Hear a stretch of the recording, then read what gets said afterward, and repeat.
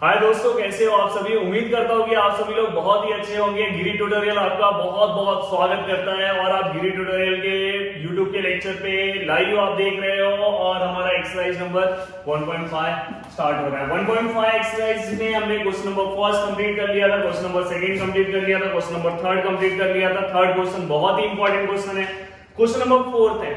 अब देखो question number fourth में मैंने 4 या 5 क्वेश्चन स्किप किया है। रीजन ये है कि वो सब एग्जाम के लिए ज्यादा इंपॉर्टेंट नहीं है, यही क्वेश्चन है। आप मेरे ऊपर भरोसा करना। देखो जहां पे जो चीजें इंपॉर्टेंट है मैं आपको बताते जाऊंगा। इसके अंदर बस ये वाले क्वेश्चन ज्यादा इंपॉर्टेंट है ही नहीं, एग्जाम में ज्यादा नहीं पूछते। फिर भी आप इतने क्वेश्चन कर लोगे तो भी बहुत है। बस आप इतने क्वेश्चन कर लोगे तो बहुत है। तो दोस्तों मैं कभी स्टार्टिंग में नहीं बोलता, पर आज बोल रहा हूं क्योंकि पूरा का पूरा डेरिवेटिव लेसन हो गया है। लास्ट यही क्वेश्चन बस बाकी है। अगर आपको हमारा डेरिवेटिव लेसन अच्छा लगा होगा तो प्लीज आप हमारे इस वीडियो को, सबसे पहले वीडियो को आप लाइक कर दो, इस वीडियो को आप लाइक कर दो।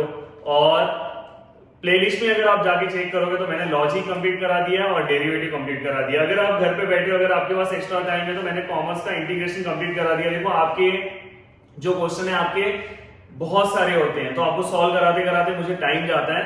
अगर आपके पास टाइम होगा तो मेरे कॉमर्स के डेरिवेटिव इंटीग्रेशन का पार्ट कंप्लीट हो गया, पूरा का पूरा लेसन कंप्लीट हो गया। अगर आपके पास टाइम होगा तो प्लीज इंटीग्रेशन का एक एक एक्सरसाइज रेगुलर देखते जाओ। जब आपका इंटीग्रेशन स्टार्ट होगा तो आपको बहुत ही हेल्पफुल होगा आपको, क्योंकि वही चीज आपको पढ़ना है, बस आपके बुक में थोड़ा सा ज्यादा है। मतलब एटलीस्ट वहां से आप 30 to 40% कुछ चीजें सीख लोगे तो बाकी यहाँ पे आपको बहुत सारी एक्स्ट्रा चीजें सीखने को मिलेगी।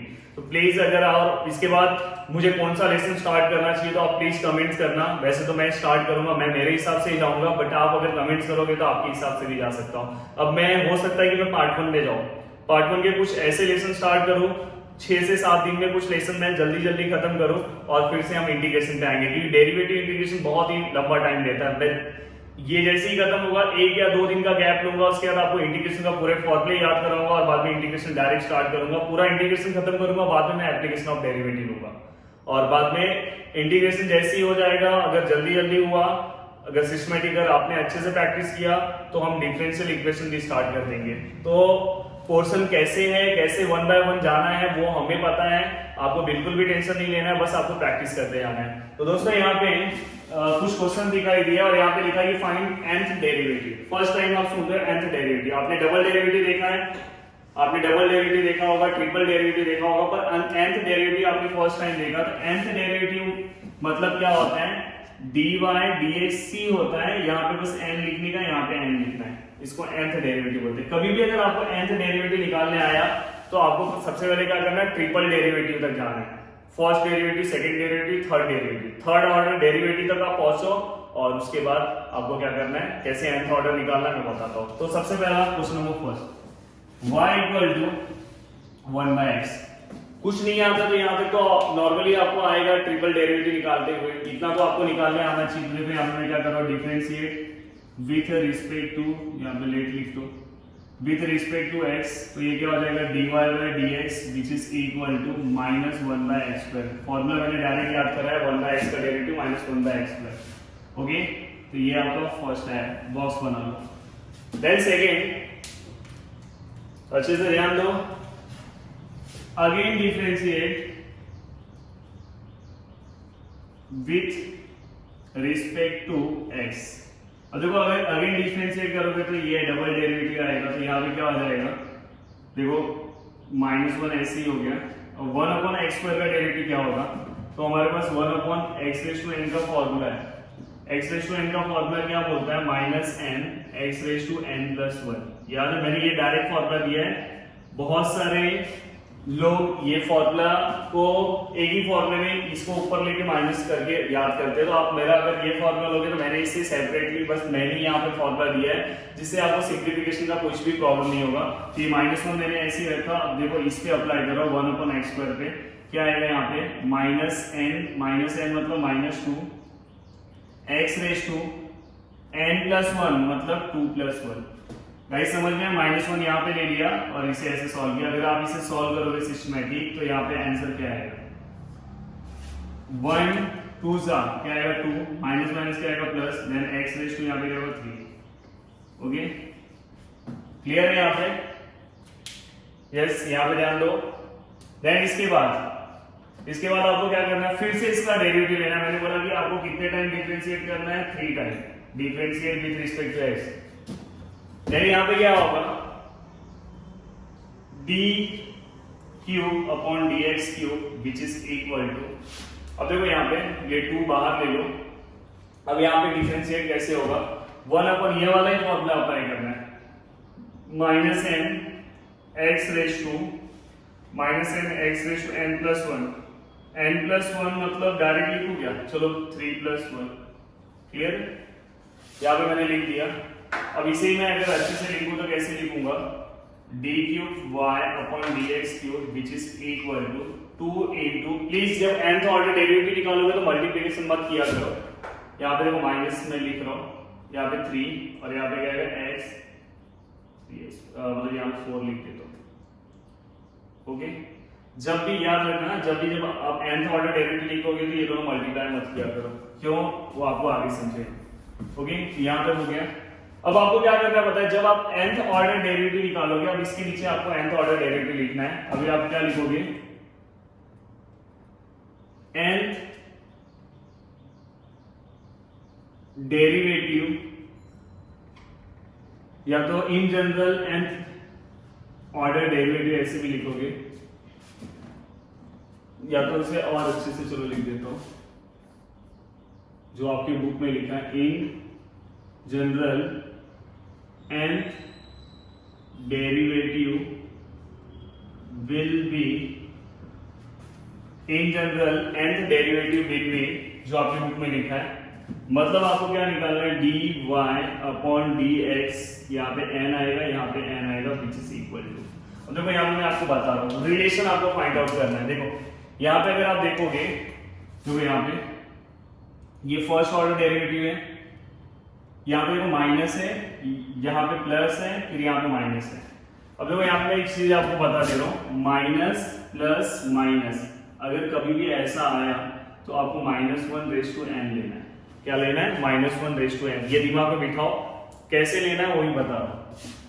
और कभी भी अगर प्लस माइनस प्लस ऐसे आया तो -1 रेज टू n -1 लेना है।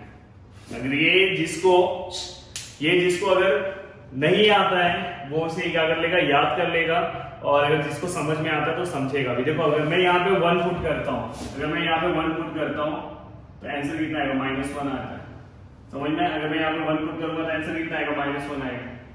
अगर मैं यहाँ पे 2 पुट करूंगा तो आंसर कितना हो जाएगा, आंसर कितना हो जाएगा, 1 हो जाएगा, क्योंकि स्क्वायर। फिर यहाँ पे मैं 3 पुट करूंगा फिर से -1 हो जाएगा, तो आंसर देखो वैसे ही मिल रहा है ना, माइनस प्लस माइनस, देखो माइनस प्लस माइनस। बट यहाँ पे पुट करो, यहाँ पे अगर मैं 1 पुट करता हूँ तो 1 - 1 कितना होता है, 0 होता है। एनीथिंग रेज टू 0 कितना होता है, 1। तो पहला क्या हो गया, प्लस आ गया, फिर दूसरा देखो माइनस आ जाएगा, दूसरा देखो माइनस आएगा।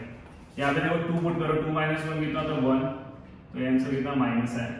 तो ये चीज हमेशा याद रखना, कैसे आया वो आपको बता दिया, ये याद रखना। कभी भी पहला माइनस रहा तो रेज टू n लेना है। तो देखिए यहाँ पे माइनस प्लस माइनस, तो यहाँ पे क्या लेना है आपको, -1 रेज टू n। क्लियर हो गया ये। दूसरी चीज देखो, नीचे आपको x दिख रहा है, आप भी x लिख दो। आप देखो यहाँ पे 2 है, ये फर्स्ट था डेरिवेटिव तो यहाँ पे 2 आया, एक ज्यादा है। सेकंड डेरिवेटिव था तो यहाँ पे 3 हो गया, एक ज्यादा हो गया। थर्ड डेरिवेटिव तो एक ज्यादा हो गया, तो मतलब आपको समझ में आ रहा है कि यहाँ पे n है तो n से एक ज्यादा क्या होगा, n+1। देन इसके बाद ये भी कंप्लीट हो गया। अब यहाँ पे आपको एक चीज दिखाई दे रहा है, यहाँ पे 1 है, यहाँ पे 2 है, यहाँ पे 2 × 3 है। वो माइनस मतलब समझना है, यहाँ पे देखो 2 × 3 है। 1 मतलब क्या होता है, 1 2 2 × 3 ऐसा कुछ आया ना, तो इसका मतलब क्या है, n फैक्टोरियल। समझ में, देखो 1 फैक्टोरियल मतलब क्या होता है, 1 होता है। 2 फैक्टोरियल मतलब क्या होता है, 2 होता है। 3 फैक्टोरियल मतलब 3 × 2 × 1 होता है, मतलब वही, तो 3 2 होता है। तो 4 फैक्टोरियल अगर आया तो 4, तो ये याद रखना, कभी ऐसा सीक्वेंस आया तो ये भी साइड में लिख दो, 1 2 2 3 ऐसा आया तो इसका मतलब क्या होगा, n फैक्टोरियल। और एक और सीक्वेंस में बताऊंगा आपको, ये आप इसके नीचे लिखो, 1 2 2 3 अगर आए तो इसका मतलब क्या होगा, n फैक्टोरियल। वैसे ये प्लीज याद करके रखे रहो। तो यहाँ पे डायरेक्ट क्या लिखोगे, यहाँ पे n फैक्टोरियल। ओके, अब देखो इससे इजी कोई आपको नहीं बता सकता जितना मैंने आपको सिंपल यहाँ पे बता दिया है। ओके, क्लियर हो गया? तो समझ में nth ऑर्डर डेरिवेटिव कैसे निकालने का, आपको तीनों का रिलेशन निकाल के ये फाइंड आउट करना है। तो इसलिए मैंने बोला कि ये इतने ही क्वेश्चन, जो क्वेश्चन मैं दे रहा हूँ वही क्वेश्चन आपके एग्जाम में आने के चांसेस है, उससे ज्यादा डिफिकल्ट नहीं आएगा। अगर आपने ये अच्छे से सॉल्व कर लिया तो आपको बिल्कुल भी टेंशन नहीं है, आपके एग्जाम में इससे ज्यादा डिफिकल्ट कुछ नहीं आएगा। ये आएगा, ये वाट वैसे तो आपके एग्जाम में आने का चांसेस कम है, पर अगर आया तो इससे ज्यादा डिफिकल्ट नहीं आएगा। ओके, तो फर्स्ट क्वेश्चन हो गया। अब सेकंड क्वेश्चन, सेकंड देखो आप खुद से निकालोगे, y which is equal to e raised to ax plus b, क्या करना है, differentiate with respect to x dy by dx which is equal to dy by dx, third वाला है। फर्स्ट मैंने नहीं किया, फर्स्ट बहुत बड़ा क्वेश्चन है, वो एग्जाम में आएगा नहीं। अगर किसी को चाहिए तो मुझे बोलना, तो मैं कर दूंगा। यहाँ पे क्या आएगा बोलो, e raised to x का derivative e raised to x into, ये ब्रैकेट फंक्शन में इसका डेरिवेटिव क्या आएगा, a raised to x, यहाँ पे देखो x का डेरिवेटिव 1 तो यहाँ पे a आएगा, समझ में, और b का क्या आएगा 0, तो ये वाले पार्ट का डेरिवेटिव ये आया। तो finally dy by dx which is equal to क्या है, a into e raised to ax plus b। Okay, अब आप इसका डबल डेरिवेटिव निकालोगे, differentiate with respect to x d square y upon dx square which is equal to, यहाँ पे क्या आएगा a into e raised to x, e raised to ax plus b into, देखो ये a कांस्टेंट है उसको बाहर ले लिया, फिर से e raised to x का derivative e raised to x, फिर से इसका डेरिवेटिव निकालोगे इस वाले पार्ट का, तो देखो b का 0 हो जाएगा, इसका 0 हो जाएगा, और इसका x का क्या हो जाएगा 1 into a, इसका क्या आएगा a आएगा। तो फाइनली क्या होगा, d square upon d square y which is equal to a into a square into e raised to ax plus b। Okay, फिर से मैंने बताया था कि आपको ट्रिपल डेरिवेटिव तक जाना है। फर्स्ट ऑर्डर डेरिवेटिव निकाल दिया, सेकंड निकाल दिया, फिर से डिफरेंशिएट करना है, differentiate with respect to x, d cube y upon dx cube which is equal to, देखो यहाँ पे a स्क्वायर ऐसे ही रखो, इसका फिर से derivative e raise to x plus b into a, पता है ना इसका डेरिवेटिव ये आता है। तो फाइनली ये वाला पार्ट दिख रहा है वहां पे, कैमरे पे दिख रहा है, a स्क्वायर और इनटू a क्या होगा, a cube into a raise two plus b। Clear है गाइस? ओके, अब आप रिलेशन निकाल सकते हो। In general nth derivative will be, ऐसे आप लिख सकते हो, क्या लिखोगे, इन जनरल, जो आपकी बुक पे लिखा है, nth डेरिवेटिव विल बी क्या है, dn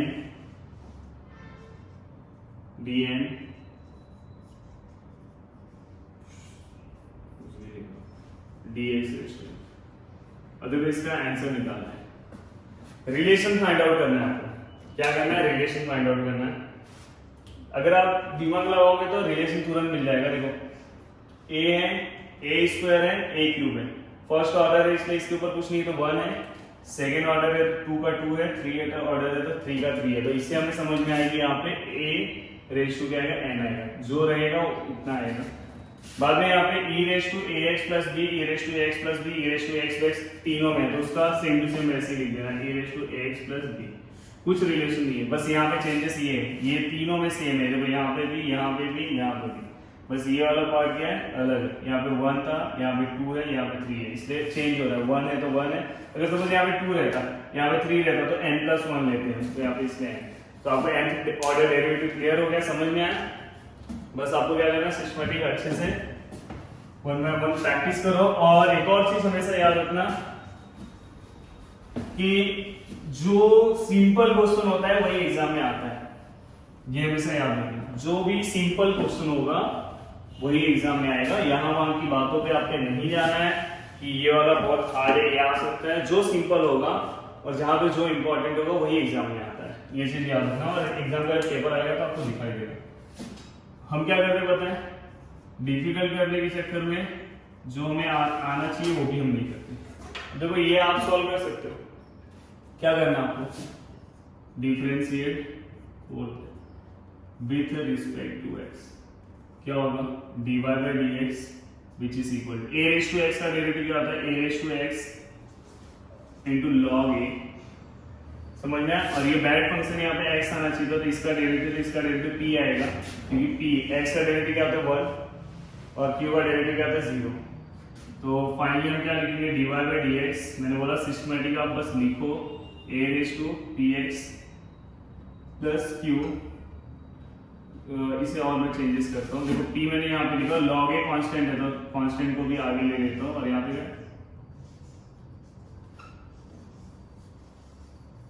हो गया।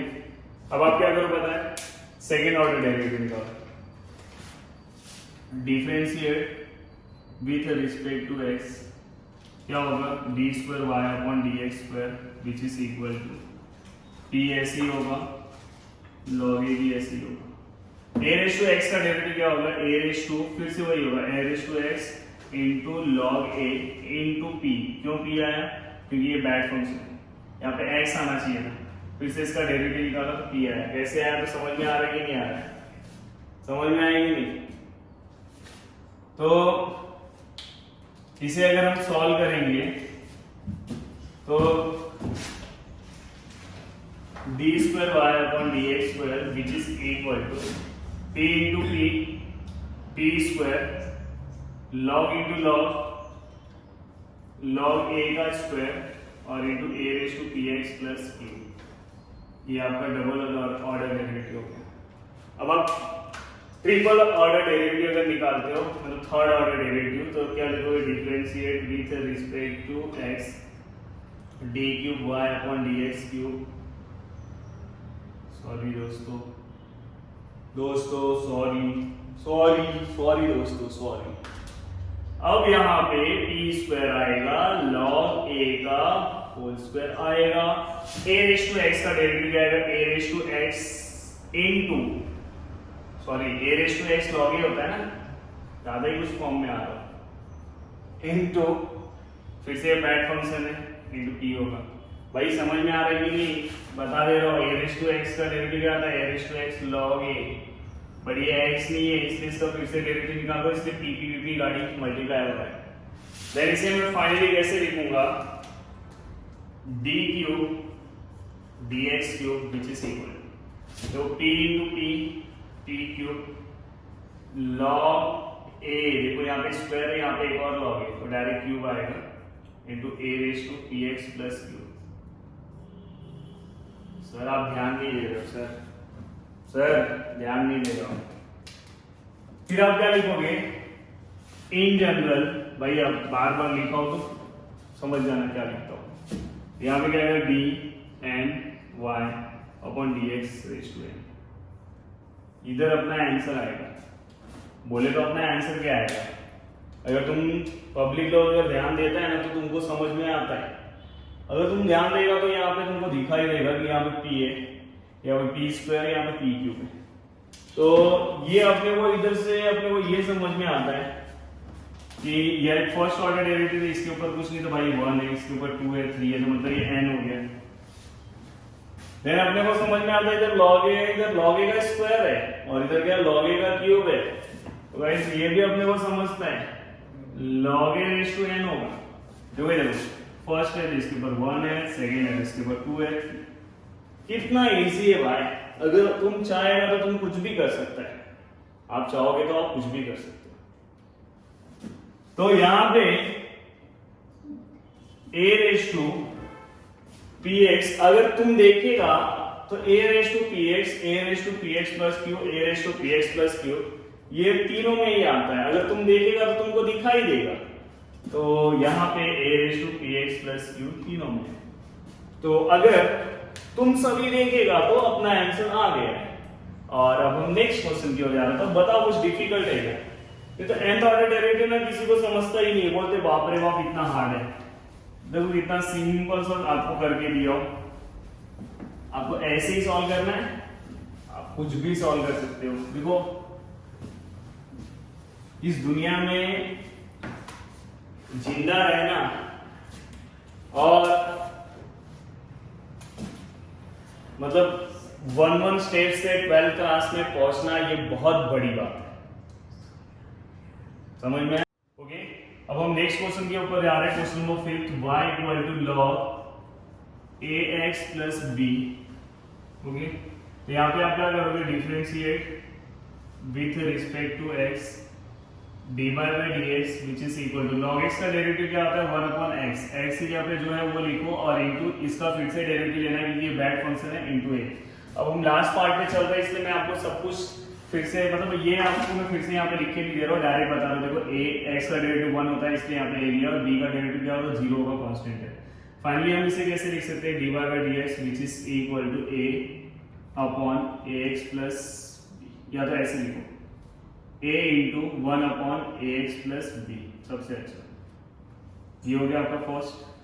देन आप क्या करोगे, इसे फिर से डिफरेंशिएट करोगे, differentiate with respect to x d square y upon dx square which is equal, देखो यहाँ पे a ऐसे ही है, यहाँ पे 1 upon x raise to n का डेरिवेटिव अप्लाई करेंगे जो आता है minus n x raise to n plus 1। Okay, तो यहाँ पे क्या होगा 1 है, ये देखो ये आपके बुक में, अगर आप मेरा वीडियो फर्स्ट टाइम देख रहे होंगे तो ये आपके बुक में आपको मिलेगा नहीं, ये मैंने आपको दिया है करके, सिंप्लीफाई करके दिया है। आपके बुक में अलग है, ये ऊपर लेके सॉल्व करते हैं, बट ये सिंप्लीफाई करके बहुत इजी सम सॉल्व हो जाता है। अब देखो यहाँ पे मैं क्या करो, माइनस n, यहाँ पे 1 है ना, यहाँ पे करो माइनस 1 ax प्लस b दिखाई दे रहा है यहाँ पे, यहाँ पे 1 है ना, यहाँ पे क्या होगा 1 प्लस 1 क्या हो जाएगा, 1 प्लस 1 क्या हो जाएगा 1 प्लस 1, समझ में n प्लस 1 और इंटू यहाँ पे क्या आएगा a आएगा, इंटू यहाँ पे क्या आएगा a आएगा, क्लियर है, minus n ax plus b या यहाँ पे 1 प्लस 1। देन फाइनली यहाँ पे क्या होगा dy upon dx square which is equal to a into a square minus 1 ax plus b और यहाँ पे क्या हो जाएगा 2 हो जाएगा, क्लियर है, इतना ही रखता हूं। अब देखो मैं इसके बाद क्या करता हूं, इसके बाद डिफरेंशिएट उसके नीचे लिखना चाहिए, मैं यहाँ पे लिख रहा हूँ with respect to x d cube y upon dx cube which is equal. अब देखो यहाँ पे a स्क्वायर यहाँ पे ऐसे ही लिखा, माइनस 1 भी साइड में लिख देता हूं, बाद में इसको एडजस्ट करूंगा। अब मैं क्या करूँ 1 अपॉन इसका डेरिवेटिव, फिर से वही वाला फॉर्मूला आएगा minus n x raise to n plus 1, minus n मतलब यहाँ पे क्या आएगा माइनस 2 अपॉन, यहाँ पे n का वैल्यू कितना है 2 है ना, यहाँ पे क्या आएगा ax प्लस b और यहाँ पे n प्लस 1 मतलब 2 प्लस 1 कितना हो जाएगा 3, डायरेक्ट लिख रहा हूँ चलेगा। तो हम इसे कैसे लिखेंगे, अब देखो यहाँ पे ये देखो ये बैड फंक्शन था ना, ये बैड फंक्शन था, तो ये बैड फंक्शन का फिर से डेरिवेटिव आएगा, तो यहाँ पे क्या आएगा a आएगा, तो देखो अभी a और a स्क्वायर मल्टीप्लाई करेंगे तो क्या आएगा a क्यूब, देन यहाँ पे 2 और 1 ये दोनों का अगर हम मल्टीप्लाई करेंगे तो यहाँ पे क्या आंसर आएगा 2 आ जाएगा, और यहाँ पे ax प्लस b का अटे, समझ में आया, समझ में आया, कुछ मिसिंग नहीं है ना। यहाँ पे देखो a स्क्वायर a क्यूब और ये पूरा का पूरा लिखा। अब देखो आपको मैं बता रहा हूँ, अब हमें क्या निकालना है, nth डेरिवेटिव निकालना है, क्या निकालना है nth derivative dn dx systematic निकालना है, देखो आपको 1 बाय 1 में बता रहा हूँ। देखो यहाँ पे ax प्लस b, सबसे पहले आपको नीचे जो दिख रहा है ax प्लस b, देखो यहाँ पे 1 है, यहाँ पे 2 है तो 2 है, यहाँ पे 3 है तो 3 है, तो यहाँ पे क्या आएगा 1 2 3, तो यहाँ पे क्या आएगा n आएगा, समझ में, 1 है तो 1 का 1, 2 है तो 2 का 2, 3 है तो 3 का 3, तो यहाँ पे n आ गया, प्रॉपर समझ में आया। एक और चीज बहुत ही इंपॉर्टेंट यहाँ पे एक बता रहा हूँ, यहाँ पे अगर प्लस है, यहाँ पे अगर माइनस है, देखो यहाँ पे प्लस साइन है, यहाँ पे माइनस है और यहाँ पे प्लस है, प्लस माइनस प्लस पहले ही लिख के दे दिया। अगर ऐसा कभी भी आता है तो आपको ये लिखना है, क्या लिखना है आपको, यहाँ पे क्या लिखना है -1 रेज टू n-1। अब चेक करके देख लेना, इसके अंदर वैल्यू पुट करोगे आंसर वही मिलेगा। अब यहाँ पे 1 पुट करो, यहाँ पे प्लस हो जाएगा, यहाँ पे 2 पुट करो, यहाँ पे माइनस हो जाएगा, यहाँ पे 3 पुट करोगे, यहाँ पे फिर से प्लस हो जाएगा। बाद में देखो किसका इसका काम हो गया, उसको साइड कर दो, ये हो गया, ये हो गया, साइन का भी काम हो गया। अब यहाँ पे नंबर्स है, देखो 1 1 2 दिखाई दे रहा है, 1 1 2। अब 1 1 2 ये इसके अंदर आता है। तो जैसे मैंने यहाँ पे बताया कि 1 2 2 3 आया तो हमेशा ये लिखना है आपको n फैक्टोरियल। बट अगर ऐसा आया तो आपको n-1 का फैक्टोरियल लिखना है। 1 1 2 आया तो कैसे, देखो मैं बता रहा हूँ। तो यहाँ पे अगर आप ये फर्स्ट डेरिवेटिव है, यहाँ पे फर्स्ट डेरिवेटिव है 1 1 लिखोगे तो क्या आएगा 0 फैक्टोरियल 1 होता है। बाद में अब यहाँ पे क्या करोगे, अब यहाँ पे 2 लिखोगे। यहाँ पे जब सेकंड ऑर्डर डेरिवेटिव यहाँ पे 2 आएगा तो 2 1 क्या होगा 1, तो 1 फैक्टोरियल क्या होगा 1 होगा। बाद में यहाँ पे जब थर्ड ऑर्डर डेरिवेटिव लोगे तो यहाँ पे 3 लिखोगे, 3 1 क्या होगा 2 फैक्टोरियल क्या होता है 2 होता है।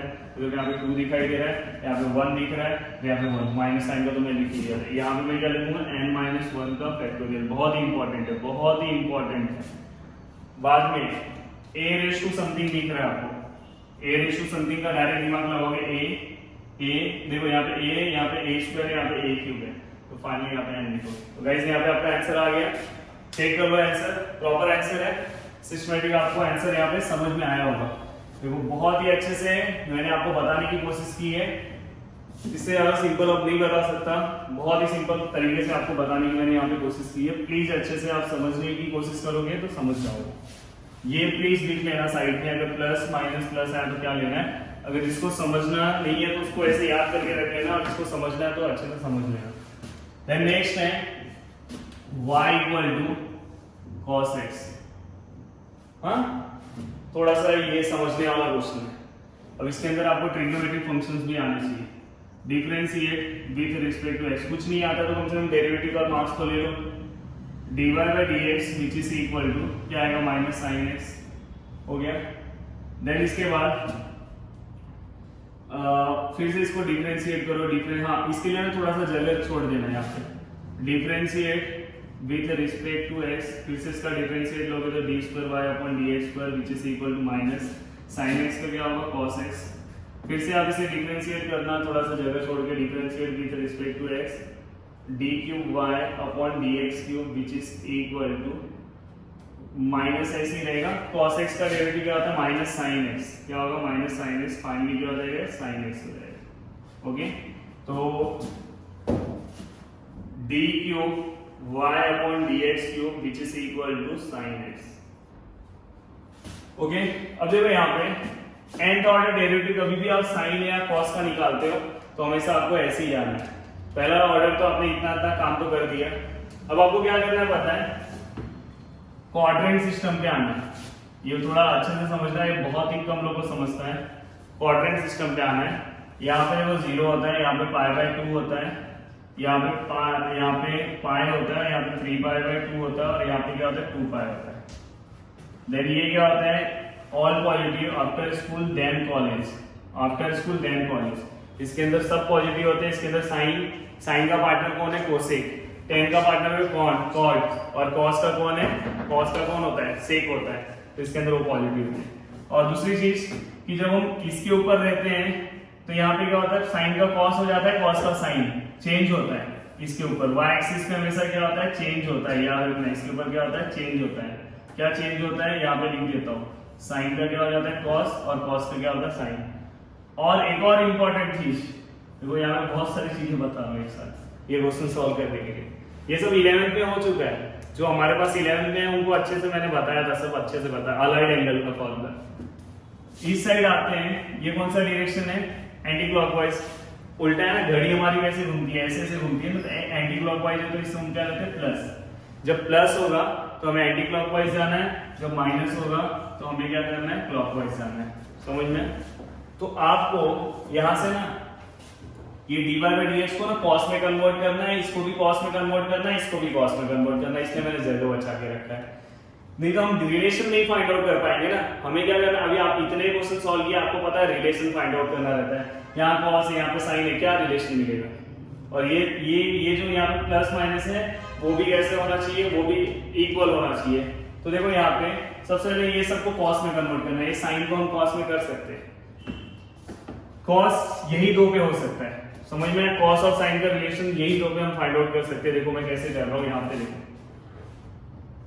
cos π/2, यहां पे इसके दो पॉसिबिलिटी है, एक तो प्लस, अगर मैं यहां पे माइनस लेता हूं, देखो यहां पे लिखता हूं, थोड़ा अच्छे से समझो। π/2 माइनस थीटा ले सकता हूं, और या तो मैं cos π/2 प्लस थीटा ले सकता हूं। ओके, अब दोनों को सॉल्व करो, देखो कि आपका ये पहला वाला आंसर किससे मिल रहा है, फिर उसी को कंसीडर करके चलना है। देखो आपको मैंने सिखाया था, या प्रदीप सर ने भी अभी रिसेंट में आपका जो ऑसिलेशन का लेसन चल रहा है उसके अंदर भी ये बताया है। देखो कॉस रहेगा, यहाँ पे π/2 होगा तो ये कॉस का क्या हो जाता है, साइन हो जाता है, और जो पीछे का एंगल है वो वैसे का वैसे ही आता है, यहाँ पे भी क्या हो जाएगा, साइन। अब क्या होता है पता है, यहाँ पे अब यहाँ पे कुछ सिंबल आते हैं, समझ में। अब ये कौन से, देखो ये माइनस हो गया ना, माइनस हो गया कौन से क्वाड्रेंट में, फर्स्ट में क्या रहता है, ऑल पॉजिटिव रहता है, कॉस क्या रहता है, फर्स्ट में पॉजिटिव रहता है, इसलिए यहाँ पे प्लस साइन है। बट ये प्लस है, प्लस हो गया सेकंड क्वाड्रेंट में, सेकंड क्वाड्रेंट में बस कौन पॉजिटिव है, साइन। सेकंड क्वाड्रेंट में कॉस क्या है, अपना क्वेश्चन देखना है, कॉस क्या है अपना, नेगेटिव है ना, सेकंड क्वाड्रेंट में कॉस क्या है, नेगेटिव है। तो गाइस ये अपना मिला ना, देखो यहाँ पे लिखा है minus sine theta equal to, मैं ये लिख सकता हूँ कि नहीं लिख सकता हूँ, मैं यहाँ पे ऐसा लिख सकता हूँ, यहाँ पे मैं यहाँ पे ऐसा लिख सकता हूँ, देखो यहाँ पे मैं ऐसा लिख सकता हूँ dy/dx which is equal to, देखो माइनस साइन थीटा की जगह मैं डायरेक्ट क्या लिख सकता हूँ, cos π/2 प्लस थीटा क्या है हमारा, x है। क्लियर है अभी, ये हो गया, पहला काम हो गया। अब देखो ये दोनों को चाहिए, यहाँ पे भी देखो साइन है, साइन वाला मतलब अगर cos को साइन करना है तो ये दोनों पे से कर सकते हो, तो यहाँ से तो अभी ये वाला तो ले नहीं सकता क्योंकि यहाँ पे देखो माइनस है, क्या है यहाँ पे माइनस है, तो ये तो आ नहीं सकता, नहीं तो यही डाल दिया रहता। यहाँ पे क्या माइनस है, रिलेशन में प्रॉब्लम हो जाएगा, सब प्लस का रिलेशन चाहिए, तो इस पे चेक करो, इस पे भी चेक कर सकते हो आप, तो इस पे आप प्लस का ले लो क्योंकि प्लस वाले ये लो चाहिए ना, प्लस थीटा। अब बताओ मुझे प्लस कौन से क्वाड्रेंट में जाएगा, प्लस कौन से क्वाड्रेंट में आएगा, आपको पता रहेगा कि कौन से क्वाड्रेंट में, यहाँ पे प्लस ऐसे है ना, तो आपको पता है कि इस क्वाड्रेंट में जाएगा, एंटी क्लॉकवाइज, ये देखो ऐसा एंटी क्लॉकवाइज दिखाई दे रहा, उल्टा यहाँ से इस क्वाड्रेंट में जाएगा, फोर्थ में। तो देखो यहाँ पे cos का क्या लगेगा, साइन थीटा हो गया, cos का क्या साइन थीटा, और ये फोर्थ क्वाड्रेंट में गया तो वहाँ पे cos ऑलरेडी क्या है, पॉजिटिव है ना, तो ये रिलेशन आया इसका, तो मैं डायरेक्ट साइन थीटा की जगह पे ये लिख सकता हूँ, मतलब ये भी अपने को मिल गया, अपने को क्या मिल गया, d3y/dx3 which is equal to cos 3π/2 plus theta. देखो यहाँ पे प्लस मिल गया, ये मिल गया, ये चलेगा, यहाँ पे कुछ भी नंबर सोर्स से चलेगा, अब बस ये लेकर आना। अब ऐसा मुझे रिलेशन फाइंड आउट करना है, cos का cos ही रहना चाहिए, cos का क्या होना चाहिए, cos ही रहना चाहिए, cos का कोई चेंजेस नहीं होना चाहिए, cos का क्या होना चाहिए, cos ही रहना चाहिए, उसका कुछ चेंजेस होना चाहिए क्या नहीं होना चाहिए, समझ में आएगी नहीं, तो बस वही रिलेशन होना चाहिए, यहाँ पे हमें वो फाइंड आउट करना है। यस यहाँ पे थीटा है, यहाँ पे एक्चुअली हमने क्या वहां से थीटा लिखा, पर यहाँ पर ना x है, यहाँ पर ना x आएगा, वो तो आप सॉल्व करोगे, तो प्लीज ये सब याद रखना। अब हमें क्या करना है पता है, बस यहाँ पे एक चेंजेस करना है। अब ये चेंजेस कैसे होगा, आपको ये चेंजेस आपको कैसे याद रखना है, cos का cos ही रखना है, अगर हमें सेम रखना होता है तो हमें x एक्सिस का सहारा लेना रहता है, तो यहाँ पे आप क्या करोगे, cos पाई लोगे, पाई, और हमेशा हम प्लस पे ही जा रहे हैं, माइनस पे तो हमें जाना नहीं, तो क्या आएगा, प्लस थीटा आया, मतलब यहाँ से एंटी क्लॉकवाइज प्लस ऐसे आएगा, ये देखो ना प्लस वाला सिंबल इसमें आके गिरेगा, तो कौन से आएगा, थर्ड क्वाड्रेंट में। इसका सबसे पहले ये देखो पाई रहेगा तो cos का cos ही रहेगा, जब π/2 आता तो चेंज हो जाता है, थीटा होगा, और इस क्वाड्रेंट में आके गिरा, इस क्वाड्रेंट में आके गिरा, तो मतलब ये थर्ड क्वाड्रेंट में cos हमारा क्या होता है, माइनस होता है, तो मैं इसकी जगह पे ये लिख सकता हूँ, देखो यहाँ पे माइनस cos x है, माइनस cos थीटा की जगह मैं क्या लिख सकता हूँ, d2y/dx2, मैं यहाँ पे चेंज करके मैं क्या लिख सकता हूँ, cos पाई प्लस थीटा की जगह पे क्या है, x है, आपने लिखा। बट गाइस अगर देखोगे रिलेशन में प्रॉब्लम आ रहा है, वो सब हो गया था, π/2 यहाँ पे π/2 कर सकता हूँ मैं, π/2 देखो कैसे करना है, इसको फिर बॉक्स मत बनाओ, कैसे करोगे, देखो d2y/dx2 which is equal to cos pi plus theta, यहाँ पे 2 ले लो, इसको 2 से बैलेंस कर दो, हो गया कि नहीं हो गया, ये 2 कैंसिल होके वही होता है, तो यहाँ पे आपको मिल गया। अब आप रिलेशन फाइंड आउट करो तीनों में, यहाँ पे थीटा है, यहाँ पे आपको एक्स करना है। क्या करना है? यहाँ पे आपको एक्स कर देना है, याद रखना मैं बार बार। अब देखो यहाँ पे आपको रिलेशन फाइंड आउट करना है। समझे? बहुत ही कंसेप्ट वाला क्वेश्चन है। बहुत सारे लोग आपको ऐसे ही बताते हैं कि हाँ इसका ऐसे आएगा, इसका ऐसे आएगा, इसका ऐसे आएगा, ये इसका फॉर्मूला है। फॉर्मूला इसका डायरेक्ट ये है, पर आपको समझना है, इतना फॉर्मूला आप याद नहीं कर सकते। अब आपको क्या करना है? आंसर निकालना है। अब तो आंसर तो तुरंत आपका आ जाएगा। nth डेरिवेटिव क्या निकालना है? nth डेरिवेटिव डायरेक्ट में लिख रहा हूँ dny upon dx raise to n which is equal to देखो cos cos cos, तीनों में cos है,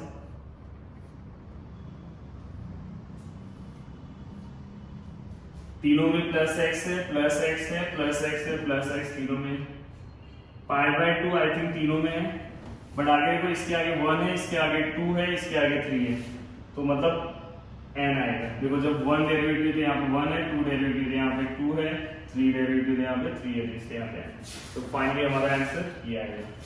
क्लियर है? तो यही एक समझने वाला क्वेश्चन था, इससे ज्यादा डिफिकल्ट आपके एग्जाम में कुछ नहीं आएगा।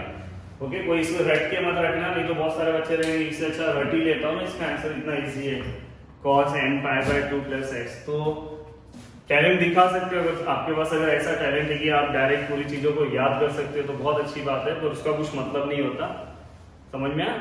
आप समझने के लिए पढ़ाई करो प्लीज। जितने भी मैंने क्वेश्चंस कराए हैं उसको आपको 3 टाइम प्रैक्टिस करना है, प्रैक्टिस करके ग्रुप में पोस्ट करना है। अगर आप नहीं करते होंगे तो आपको कुछ भी डेरिवेटिव नहीं समझेगा। पूरा का पूरा एक दिन मैंने डेरिवेटिव स्टार्ट किया था, 20 के ऊपर लेक्चर्स हुए, आई थिंक 22 लेक्चर्स हुए, 22-23 लेक्चर्स हुए पूरा डेरिवेटिव कंप्लीट कराने के लिए। समझ में आया? तो पूरे के पूरे लेक्चर्स कंप्लीट हो गए, मुझे आगे के ही पार्ट कंप्लीट कराना है। अगर आप स्टार्टिंग से अगर मेरे साथ जुड़े रहते हैं, आपने अगर रेगुलर प्रैक्टिस किया होता तो आज आपका पूरा का पूरा डेरिवेटिव खत्म हो गया होगा। फिर भी देखो नेक्स्ट मंथ में स्कूल सब ओपन होने वाले हैं, कॉलेजेस ओपन होने वाले हैं, सब कुछ आपको बर्डन आपके ऊपर बहुत ज्यादा आ जाने वाला है। इससे अच्छा है कि आप अभी 1-1 घंटा रात को अलग से 2 घंटा डेरिवेटिव को दो। रोज मेरा 1-1 लेक्चर देखो, 20 डेज में पूरा का पूरा कवर हो जाएगा। 20 लेक्चर्स 20 डेज में हो जाएंगे, फिर आपका साथ में डेरिवेटिव कवर हो जाएगा। नहीं तो इंटीग्रेशन भी नहीं आएगा, और आगे जाके आप अगर टेक्निकल फील्ड में जा रहे हो तो पूरा का पूरा मैथ्स ही है। अगर आप वहां पे फिर पूरी तरह से आप गिर जाओगे, तो इसलिए प्लीज आपसे मेरा रिक्वेस्ट है, आप बस लेक्चर देखो, आपको सब चीजें समझ में आएगी। हाँ, अगर आप कभी लेक्चर देखने आ रहे हो, कभी नहीं आ रहे हो, फिर आ रहे हो, तो आपको कुछ नहीं समझ में आएगा। आपको मेरे स्टेप सब समझ में आएंगे, बट एग्जाम में आप अटेंड नहीं कर पाओगे। अगर आपको एग्जाम में अच्छे स्कोरिंग करना है तो आप अच्छे से पूरे लाइन से लेक्चर समझने की कोशिश करो कि कब मुझे कौन सा फॉर्मूला लेना है, क्या लेना है, तो आपको चीजें समझेगी। ओके, तो वीडियो देखने के लिए थैंक यू, और नीचे एक प्यारा सा कमेंट्स कर देना। इतनी चीजें आपको बोल दिया हूँ, इतना टेंशन दे दिया हो, तो आप कमेंट तो करोगे नहीं, आपको बहुत गुस्सा आ रहा होगा। नहीं करोगे तो भी चलेगा भाई, गरीब आदमी। और अगर वीडियो अच्छा लग रहा होगा तो नीचे कमेंट्स कर देना, और सब्सक्राइब अगर आपने हमारे चैनल को नहीं किया होगा तो नीचे दिखाई दे रहा होगा, प्लीज वहां पे जाके सब्सक्राइब कर दो। और क्या बोलूं, और पूरा डेरिवेटिव का जो भी वीडियोस हैं वो अच्छे से देखो। नेक्स्ट लेसन कौन सा चाहिए आपको, पीछे कमेंट्स करके बताओ। और थैंक यू सो मच, जय हिंद।